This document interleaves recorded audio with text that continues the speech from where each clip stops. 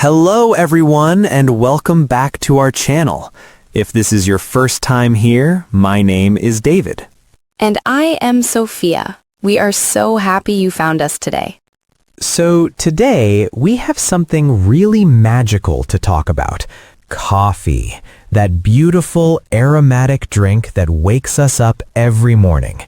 But here's the fascinating part. Do you know that coffee was discovered completely by accident? Wait, really? I never knew that. Yes, and the story is absolutely incredible. Today, we are going to take you on a journey back in time. We are going to discover how a simple accident in ancient Ethiopia changed the entire world forever. Before we begin, I want to say something to all of you listening right now. Maybe you are learning English and sometimes you feel tired.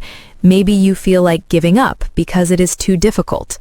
We understand that feeling completely. But think about this. Every word you are hearing right now, every sentence, you are understanding it. You are learning. You are growing. And that is beautiful. Absolutely. Learning a language is not a race. It is a journey. Just like the journey of coffee from a small village in Ethiopia to your cup this morning. So, David, tell me, how did someone accidentally discover coffee? Okay, close your eyes for a moment. Well, not really, because you need to listen, but imagine this scene in your mind. It's the 9th century. We are in the ancient highlands of Ethiopia. The air is fresh. The mountains are covered with wild plants and beautiful flowers. That sounds peaceful. It is. And in this peaceful place, there is a young goat herder. His name is Kaldi. Kaldi. What a beautiful name. Yes. Every day, Kaldi takes his goats up the mountain to eat grass and plants. It's his job. It's simple work, but he loves his goats. He knows each one by name. I can imagine him walking slowly with his goats, probably humming a song. Exactly. But one day, something very strange happens. Kaldi notices that his goats are acting unusual. They are not calm anymore. They are jumping around. They are dancing. They are full of energy. Dancing goats? That must have been quite a surprise. Yes. Kaldi is confused. He thinks, what is happening to my goats? Are they sick? Are they crazy? So he watches them very carefully. And then he sees it. The goats are eating bright red berries from a strange plant. The coffee berries. Exactly. These berries are making his goats incredibly energetic and happy. So Kaldi thinks, if these berries give my goats so much energy, what will they do to me? That is brave. I don't know if I would eat something just because goats were eating it. Well, Kaldi is curious, and curiosity, my friends, is how we discover amazing things.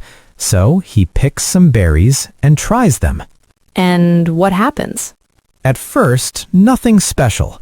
The berries taste bitter and not very pleasant. But after a while, Kaldi feels something incredible. He feels awake. He feels alert. His mind becomes clear and sharp. He feels energy flowing through his whole body. Just like we feel when we drink coffee in the morning. Exactly the same feeling. Now, Kaldi is excited about his discovery. He runs to the local monastery. He wants to tell the monks about these magical berries. The monks? Why does he go to them? Because in those times, monks were the educated people. They were the scholars. They spent long hours praying and studying. Kaldi thinks maybe these berries can help the monks stay awake during their long prayer sessions at night. That's actually very thoughtful of him. Yes, so Kaldi arrives at the monastery very excited. He tells the head monk about the dancing goats and the magical berries. He shows them the red berries he collected. And what does the monk say? Well, this is the interesting part. The head monk looks at these strange berries. He doesn't trust them. He thinks they might be the work of evil. So what does he do? He throws the berries into the fire. Oh no, he burns them? He burns them. But then something magical happens. As the berries burn in the fire, an incredible aroma fills the air. The smell is rich, warm, and absolutely captivating. The smell of roasting coffee. Yes, the monks stop what they are doing. They come closer to the fire. They have never smelled anything like this before. The aroma is so beautiful, so inviting, that they cannot ignore it. The head monk realizes he made a mistake. These berries are not evil. They are special. So they carefully take the roasted berries from the fire and pour hot water over them. And that's how the first cup of coffee was made. That is exactly right. The monks drink this new beverage and immediately they feel its effects. They feel awake and focused. They can pray for hours without feeling sleepy. Coffee becomes their secret weapon against tiredness. This is such a beautiful story. A simple goat herder makes a discovery that changes everything. And you know what's amazing? This story teaches us something important about learning English too. What do you mean? Think about it. Kaldi didn't plan to discover coffee. He didn't wake up that morning thinking, "Today I will change the world." No, he was just curious. He paid attention. He was willing to try something new. Just like learning a new language. Exactly. Sometimes the best discoveries happen when we are simply curious and willing to explore. When you listen to this podcast, you are being curious about English. You are trying something new, and that curiosity will lead you to amazing discoveries about the language. I love that connection. Every small step matters. So, David, we learned that coffee was first discovered in Ethiopia by a goat herder named Kaldi. But how did coffee spread from one small monastery to the entire world? That is a fascinating story. Coffee did not become famous overnight. It took hundreds of years. From Ethiopia, coffee traveled across the Red Sea to Yemen, which is a country in Arabia. Yemen. And what happened there? In Yemen, something amazing happened. The Sufi monks, who were religious people in Islam, started cultivating coffee plants. They grew coffee farms. And they discovered that coffee helped them stay awake during their nighttime prayers and meditation. So different religions in different countries all found coffee useful for the same reason. Exactly. And this is beautiful, is it not? Coffee became something that brought people together across different cultures and beliefs. It became universal. By the 15th century, coffee houses started appearing in cities like Mecca and Cairo. These were not just places to drink coffee, they were social centers. People came to talk, to share ideas, to play games, to listen to music. Like the cafes we have today. Yes, but even more important, these coffee houses became known as schools of the wise, because people gathered there to learn and discuss important topics. Imagine that. Coffee created spaces for education and conversation. That is powerful. A simple drink creating communities of learning. And you know what I find beautiful about this? Right now, you are part of a community too. Every person listening to this podcast, you are all connected through your desire to learn English. You are creating your own school of the wise, right here, right now. That is true. Learning does not always happen in classrooms.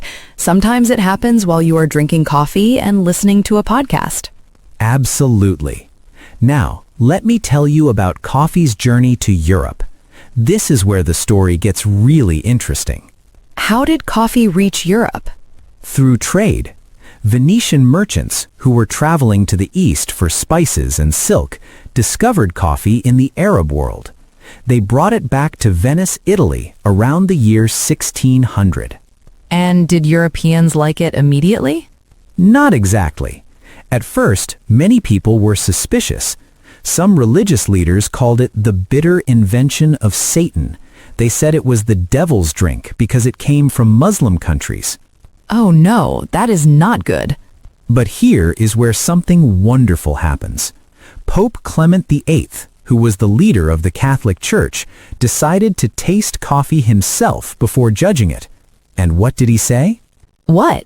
He said, "This drink is so delicious, it would be a pity to let only non-Christians drink it."